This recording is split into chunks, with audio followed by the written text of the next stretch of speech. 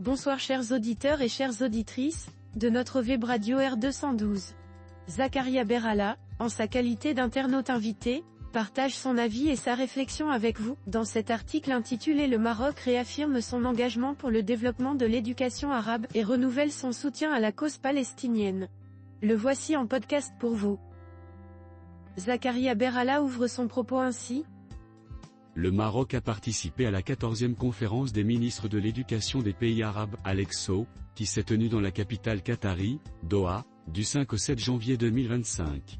La délégation marocaine de haut niveau était présidée par M. Younes Chimi, secrétaire général du ministère de l'Éducation nationale, de l'enseignement primaire et des sports, accompagné de M. Mohamed Adardour, directeur des ressources humaines et directeur de l'Académie régionale de Rabat Salé Kenitra.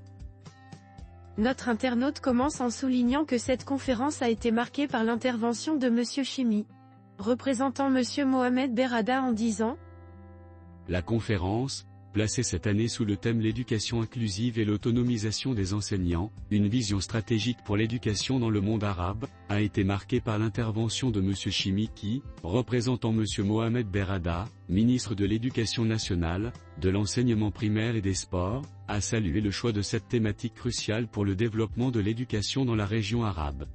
Dans le contexte des circonstances exceptionnelles que connaît la région, le Maroc a réaffirmé sa position constante sur la question palestinienne, soulignant son caractère central comme clé de la paix et de la stabilité au Moyen-Orient. M. Chimi a mis en lumière les efforts continus déployés par Sa Majesté le roi Mohamed VI, président du comité Al-Qod, pour soutenir le peuple palestinien à travers divers projets de développement, particulièrement dans les domaines de l'éducation. Berhala approfondit la discussion en présentant la politique éducative marocaine ainsi. Le secrétaire général a présenté la politique éducative marocaine et la feuille de route 2022 à 2026, visant à établir une école efficace et inclusive. Il a notamment mis en avant le programme Établissement Pionnier comme modèle ambitieux pour l'école publique, et a évoqué le lancement de l'Institution africaine pour l'apprentissage tout au long de la vie, conformément aux hautes directives royales. Zakaria Berhala enrichit son article de la manière suivante. Concernant la transformation numérique, M. Chimi a dévoilé un projet national intégrant l'intelligence artificielle dans le soutien pédagogique, soulignant l'importance de développer une stratégie arabe commune dans ce domaine. Ce projet vise le suivi personnalisé des élèves et l'analyse de leurs résultats scolaires pour une détection précoce des difficultés potentielles et la mise en place de plans de remédiation appropriés. L'auteur conclut son article en mettant à l'honneur les avancées significatives du royaume dans la modernisation de son système éducatif en ces termes.